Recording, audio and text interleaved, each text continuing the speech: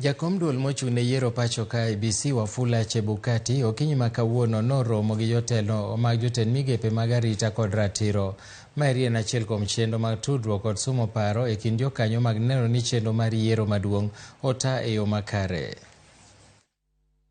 Gist and thrust of this meeting was issue of election preparedness, which we discussed in detail as agencies that are mandated with the responsibility of ensuring that justice within the country is assured. We have all affirmed that as institutions that are mandated to ensure this, we are all well prepared.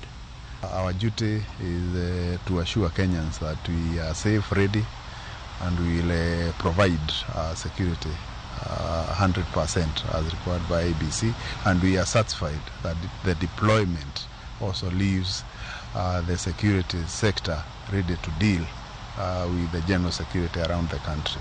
On the part of the IEBC, I also want to confirm that we are ready for the 9th of August elections. What we are currently undertaking is trainings of the poll officials, which is ongoing in the constituencies.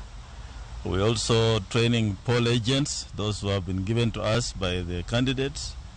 We have election materials which are strategic materials, ballot papers.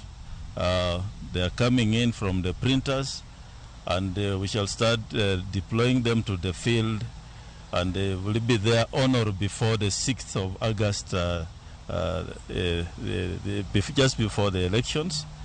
And of course, the other logistics are involving the KIMS kits, which will also be dispatched to the field. The exercises